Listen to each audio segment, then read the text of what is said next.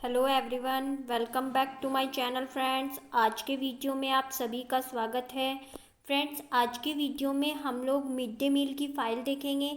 ये हमारे first year में असाइनमेंट बनता है, जो कि हमारा जो कंपलसरी सब्जेक्ट होता है first contemporary India and education, उसी से रिलेटेड होता है। और यहाँ पे आपको मिड डे मील पे एक असाइनमेंट बनाना होता है, जो कि एक प्रैक्टिकल वर्क बेस्ड होता है।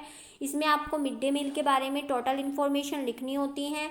तो इसमें आपको जो बनाना होता है, क्या क्या लिखना है, उसके लिए सबसे पहले हम इसका इंडेक्स देख लेते हैं। सबसे पहले इंडेक्स में इसका देना होता है आपको परिचय, फिर आप इसका अर्थ बताएंगे, फिर इस योजना को लागू करने के क्या उद्देश्य थे वो बता देंगे। देन इसके बाद इसके लिए जो फाइनेंशियल जो मैनेजमेंट होता है वो कैसे होता है, इसके लिए पैसे कहाँ से आते हैं, कौन देता है, कैसे खर्च होता है वो, फिर इस योजना की कार्यप्रणाली और कार्य क्षेत्र, फिर इसका मेन्यू कि किस दिन बच्चों को क्या मिड डे मील में मिलने वाला है, उसके बाद क्या ये योजना है, फिर खाद्यान्न सामग्री की व्यवस्था, इसके उपकरण, इसके संचालन हेतु विभिन्न समितियाँ, इसकी विशेषताएं, और फिर इस योजना में क्या दोष रहे हैं, क्या कमियां इसमें अभी हमें शो हो रही हैं वो, और उसके बाद इसका निष्कर्ष कि इससे क्या कंक्लूजन निकलता है। जिस उद्देश्य से इस योजना को लाया गया था उसको प्राप्त करने में ये योजना कितनी हेल्पफुल, कितनी सक्सेसफुल रही है, ये बताएंगे। तो चलिए फर्स्ट पेज से स्टार्ट करते हैं। देखिए फर्स्ट पेज पे यहाँ पे सबसे पहले आभार प्रकट किया गया है, जिसमें कि अपने कॉलेज को थैंक्स बोला गया है। माध्य भोजन योजना की इस फाइल के मार्गदर्शन के लिए समकालीन भारत एवं शिक्षा एवं प्रबंध विषय के शिक्षण और Hari institute of technology Randevi Saharanpur को धन्यवाद देती हूँ, और संपूर्ण कार्य में मेरा पथ प्रदर्शन और संपूर्ण मार्गदर्शन किया। इस फाइल को संपूर्ण करने में उनसे बड़ी मात्रा में प्रेरणा और सहयोग मिली। यह कार्य आपके आदर्श विचारों की छवि मात्र है। तो यहाँ पे कॉलेज को थैंक्स किया गया है कि उन्होंने हेल्प की है। अब इसमें मिड डे मील का एक फ़ोटो दिखाई गई है, एक पिक्चर यहाँ पे मैंने पेस्ट की है। इसके बाद आता है परिचय। फ्रेंड्स, वीडियो में थोड़ा सा ब्लर हो सकता है, तो आप लोग इसका रिजोल्यूशन हाई करके देख सकते हैं। इसके अलावा मैं इसको रीड भी कर देती हूँ, तो आप ध्यान से सुनेंगे तो समझ आ जाएगा। तो इसमें आपको परिचय में पहले बताना है कि ये योजना किसने लागू की है। तो माध्य भोजन योजना जो है ये इंडिया की गवर्नमेंट और आपकी राज्य सरकार ने जो है उनके सम्मिलित प्रयासों से संचालित होती है। और इसमें क्या किया जाता है कि इसमें स्कूलों में बच्चों को जो है वो खाना प्रोवाइड किया जाता है, और इसको योजना को 1995 में लागू किया गया था, और सबसे पहले इसको तमिलनाडु राज्य में लागू किया गया था। फिर इसके बाद जो है इसको क्या करना था, प्रारंभ में इसमें जो है प्रति माह एक बच्चे को 3 किलोग्राम चावल अथवा गेहूं की व्यवस्था की गई थी। लेकिन योजना के अंतर्गत बच्चों को इसकी प्राप्ति न होकर ये इसके परिवार को मिल जाता था। फिर सरकार ने कहा कि नहीं, स्कूलों में ही भोजन बनाया जाए और बच्चों को वहीं पे खिलाया जाए। तो इसके बाद क्या हुआ कि जो हमारी सुप्रीम कोर्ट है, सन 2001 में उन्होंने ऑर्डर दिया कि सभी स्टेट्स अपने यहाँ प्रबंध करें कि दोपहर में बच्चों को पका पकाया भोजन मिले। इसके पश्चात 1 सितंबर 2004 से पका पकाया भोजन प्रारंभिक विद्यालयों में उपलब्ध कराए जाने की योजना का शुभारंभ किया गया। भोजन की सफलता की दृष्टि से 2007 से इसे शैक्षिक दृष्टि से पिछड़े बालकों और विद्यालयों तक विस्तारित कर दिया गया। फिर आपको इसका अर्थ बताना है। भारत सरकार द्वारा स्कूलों में माध्यावकाश में बच्चों को भोजन देने की भी व्यवस्था की, ताकि स्कूल में पढ़ने वाले बच्चों को कुपोषण और भूखमरी से बचाया जा सके। अतः संक्षेप में कहा जा सकता है कि प्राथमिक और उच्च प्राथमिक स्कूलों में माध्य के समय दिया जाने वाला भोजन ही मिड डे मील कहलाता है। यहाँ पे देखिए एक पिक्चर फिर से पेस्ट की गई है।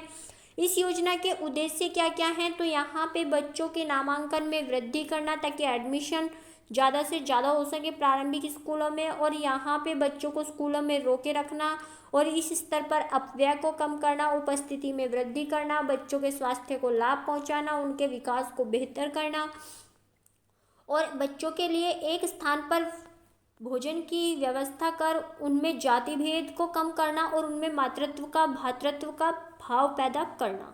इसके बाद इसकी वित्त व्यवस्था कैसे होती है, तो यहाँ पे पूरा मैंने लिख दिया है। आप रिजोल्यूशन को हाई कर लीजिएगा, तब इस वीडियो को देखेंगे तो आप इसको एज इट इज़ कॉपी करके या फिर जैसे भी आपको सही लगे वैसे इस योजना को बना सकते हैं, क्योंकि ये बीएड फर्स्ट ईयर में लगभग सभी के लिए कंपलसरी होती है। अब इसकी कार्यप्रणाली, तो इससे जो कार्यप्रणाली है ये कैसे कैसे काम करती है उसके बारे में लिखा गया है।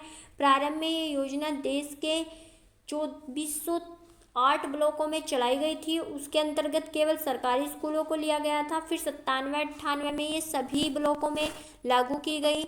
2002 में अल्पसंख्यकों और मुसलमानों द्वारा चले गए मकतब जो मदरसे होते हैं, आपने पढ़ा होगा फर्स्ट यूनिट में इसके बारे में, इनमें भी लागू की गई। फिर 1 अप्रैल 2008 से इसको सभी ब्लॉकों में सम्मिलित कर लिया गया।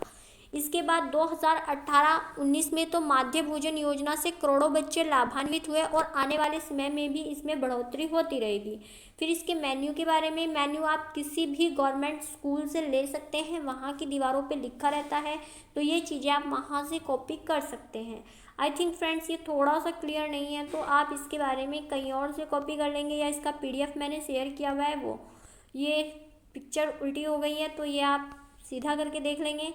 फिर माध्य भोजन योजना, देखिए यहाँ पे इसका बिल्कुल जो इम्पोर्टेंट है वो बिल्कुल साफ साफ शब्दों में दिखाई दे रहा है कि सोमवार, मंगलवार, बुधवार, बृहस्पतिवार, मतलब अलग अलग डे पे एक बच्चे को कैसे कैसे मिलेगा, या फिर इसकी कितनी कितनी मात्रा एक स्कूल में बनाई जाएगी। तो सोमवार को रोटी, सोयाबीन दाल की बड़ी युक्त सब्जी और मौसमी फल, अमरूद, केला, सेब, संतरा, चीकू, आड़ू आदि जो भी होगा वो मिलेगा। इसमें 10 किलो आटा और 5 किलो सब्जी और 500 ग्राम तेल या घी में ये चीज़ें बनेंगी। इसी तरह मंगलवार को दाल चावल, बुधवार को तहरी या दूध, बृहस्पतिवार को रोटी दाल, शुक्रवार को तहरी, शनिवार को चावल सोयाबीन युक्त सब्जी। और नीचे देखिए यहाँ पे लिखा भी हुआ है कि जहाँ सोयाबीन का प्रयोग होता है वहाँ किलो प्रयोग करें। तो मतलब जहाँ भी सोयाबीन लिखा हुआ है वहाँ पे ये केजी में मेजर करना है, आपको किलोग्राम में मेज़र करना है कि कितने किलोग्राम इसमें यूज किया गया है। फिर इसकी व्यवस्था कहाँ से होती है, देखिए ये बिल्कुल साफ साफ शब्दों में लिखा है कि कहाँ कहाँ से इसकी व्यवस्था होती है। इसके लिए लोग दान भी देते हैं। इसके बाद इसके उपकरण क्या क्या हैं तो ये भी देख लीजिए आप, उपकरण भी इसमें मैंने लिखे हुए हैं। फ्रेंड्स रिजोल्यूशन हाई करके देखेंगे तो बिल्कुल क्लियर शो होगा ये। इसके बाद योजना संचालन हेतु विभिन्न समितियाँ, तो ये किस किस लेवल पे समितियाँ होती हैं, पहले ग्राम स्तर पे होती है, फिर नगर क्षेत्रों के स्तर पे होती है, फिर आपके जनपद स्तर पर होती है, फिर राज्य स्तर पर होती है। तो मतलब 4 लेवल्स में इसकी जो कमेटीज़ हैं वो बनती हैं। इसके बाद आता है इसकी विशेषताएं, तो इस योजना की विशेषताएं, ये स्कूलों में बच्चों की भागीदारी को बढ़ाती है, गरीब परिवार के छात्रों को भुखमरी से बचाती है, स्कूली बच्चों को सेहतमंद बनाती है, और माध्य भोजन योजना का शैक्षिक मूल्य भी है। इसके बाद फ्रेंड्स यहाँ पे आप देखिए कुछ पिक्चर्स लगाई गई हैं। फिर इसका मनोवैज्ञानिक लाभ भी होता है कि कुछ बच्चों को उनके घर में अच्छा भोजन नहीं मिलता तो वो स्कूल में खा लेते हैं और उनको हाफ टाइम में घर भी नहीं जाना होता। फिर इसके दोष, यहाँ पे इसकी कमियाँ भी लिखी गई हैं। इसके बाद निष्कर्ष, तो फ्रेंड्स ये कुछ एक असाइनमेंट था जो कि आपका फर्स्ट सेमेस्टर या फर्स्ट ईयर में आपको बनाना होता है। निष्कर्ष आप अच्छे से देख लेंगे और स्क्रीनशॉट लेके आप इस फाइल को एज इट इज़ भी बना सकते हैं, या फिर यहाँ से एक आइडिया ले सकते हैं। फ्रेंड्स जहाँ पे थोड़ा सा ब्लर है वहाँ पे आप इंटरनेट की मदद से इस चीज़ को निकाल सकते हैं, क्योंकि आपको टाइटल पता है कि क्या सर्च करना है। आज की वीडियो में मैंने यही शेयर करना था। मिलते हैं नेक्स्ट वीडियो में CTET के प्रिपरेशन जिसमें हम कर रहे हैं EVS की। आज की वीडियो को देखने के लिए आप सभी का धन्यवाद। Thanks for watching this.